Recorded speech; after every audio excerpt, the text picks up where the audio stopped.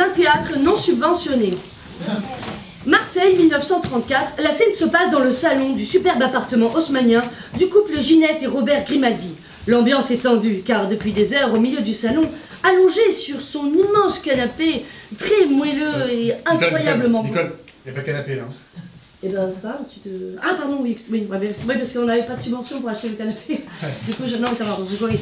Oui, assise sur cette superbe chaise en plastique polyuréthane acier noir de chez Lidl, Ginette attend son époux Robert.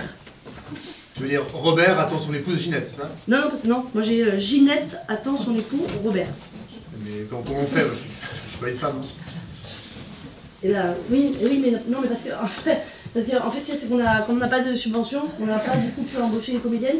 Et comme moi je raconte déjà l'histoire, du coup on a tiré à la courte paille et c'est toi qui as perdu. Moi j'ai jamais tiré à la courte paille. Hein. Oui, c'est pour ça que t'as perdu. En fait, on a tiré à la courte paille quand tu n'étais pas là, et donc vas-y, t'as fait quelque chose quoi. Oui. Prends une perruque, je sais Oui. pas. Voilà. Bon, pendant ce temps, je continue lentement. Ginette attend son époux. La blonde oui, la brune, comme non, la brune.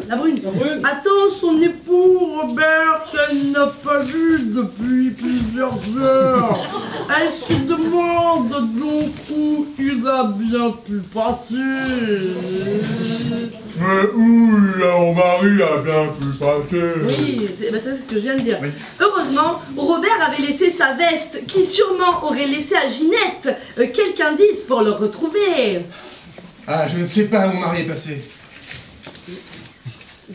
Mais je disais, heureusement, Robert avait laissé sa veste dans laquelle peut-être Ginette aurait pu trouver quelques indices. Sa veste, là, sa veste. Là. Ah oui, c'est vrai. Voilà, merci.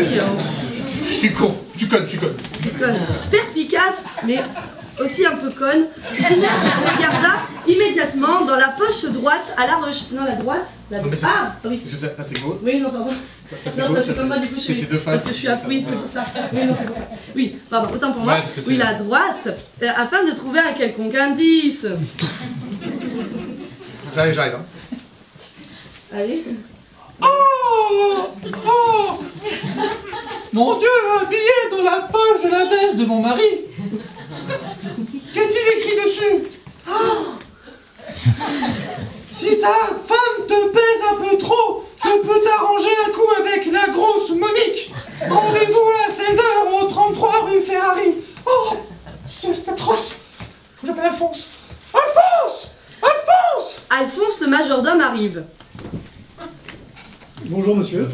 Madame. Pourtant madame ressemble beaucoup à monsieur. Je vous écoute, madame. Oui, Alphonse, regardez ce que j'ai trouvé dans la poche de la veste de mon mari. Un billet avec écrit dessus.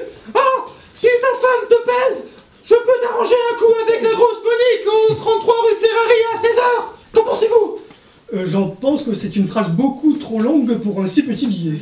Ouais, mais ça c'est parce qu'on n'avait pas eu les subventions. On n'a pas eu les subventions. Normalement, on a eu un papyrus, mais on n'a pas eu les subventions. Non mais pour mon mari, pas pour ce billet.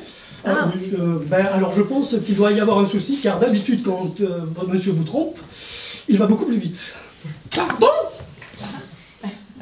Non, je veux dire, d'habitude quand monsieur vous trompe de chemin, il va beaucoup plus vite quand même. Voilà, il a dû arriver quelque chose.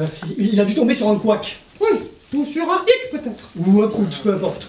Appelons la police. Quelle bonne idée. Je vais appeler la police. Il n'y a pas de téléphone, Nicole? En fait, on n'a pas eu les subventions pour le téléphone. Je suis désolée. J'ai fait du sport ce matin. Il n'y a pas de touche dessus. Oui, bah tu mimes. Voilà, tu fais comme ça. Allô là? Oui, allô, je suis un lieutenant de la police. Je suis en route pour l'élu du crime. J'arrive, je suis en route, je suis juste à côté de vous. Oui, allô? Oui, monsieur. Merci. Oh, mais ça fait, vous avez fait vite. Tout ça sans adresse. Oui, passons. Qu'est-ce que je peux faire pour vous? Oui, c'est horrible, je crois Par que... contre, t'as plus besoin du téléphone, tu peux réserver ce truc. Oui, c'est horrible, je crois que mon mari Robert a été enlevé par la grosse Monique. Enlevé par la grosse Monique, vous la connaissez? Non, tout ce que je sais, c'est qu'elle est grosse et poilue.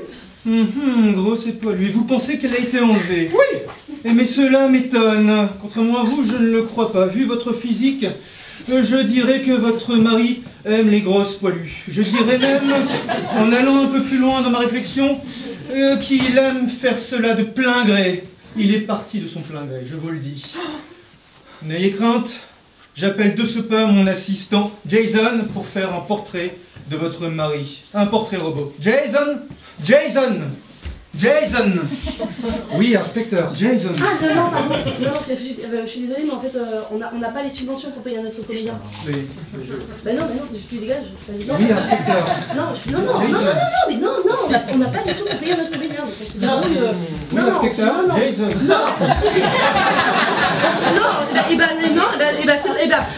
Toute cette tension policière donnait très soif à tout le monde. Alors pour détendre l'atmosphère, Alphonse proposa d'aller faire du thé. Ah, quelle bonne idée! Il fait un peu soif. Je vois pas le rapport. Mais si, parce qu'il proposa d'aller faire du thé pile au moment où Jason, l'assistant du policier, Oui, allait arriver. Je vais aller faire du thé, madame. Oui, c'est une bonne idée. Et l'inspecteur appela donc son assistant Jason. Jason! Jason! Contrairement à vous, il est un peu long, hein. Jason! Jason! Jason! Le voilà. Mais dis donc, vous avez fait vite, vous venez d'où? J'étais en train de faire du thé. Non. Et le temps de descendre. Voilà, donc ce portrait robot, à quoi ressemblait votre mari, monsieur? Madame. Je vous écoute quand même, à quoi ressemblait-il? Alors, mon mari, vous voyez, il avait un nez plutôt au milieu du visage, et il avait 2 yeux avec des sourcils par-dessus. Je viens juste de croiser quelqu'un qui ressemble exactement à ça.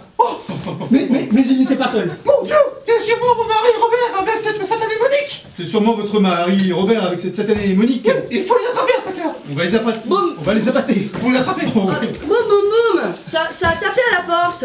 Oh, c'est mon mari. Je vais lui ouvrir. Je crois pas que ce soit une bonne idée. Et pourquoi, Jason? Et on a personne pour jouer le rôle de Robert.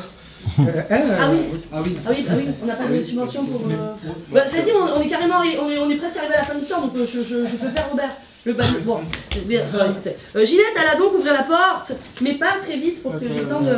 Oh, que dois-je faire? Ne vous inquiétez pas, la justice sera sévère et implacable. Dois-je ouvrir la porte à mon mari et peut-être voir ce visage de cette Monique et... C'est bon? Je suis rangé entre la turpitude et la circonspection. Ne vous inquiétez pas, la justice est implacable. Oui, vive la justice.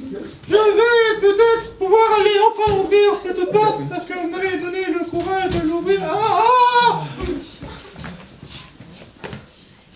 Robert!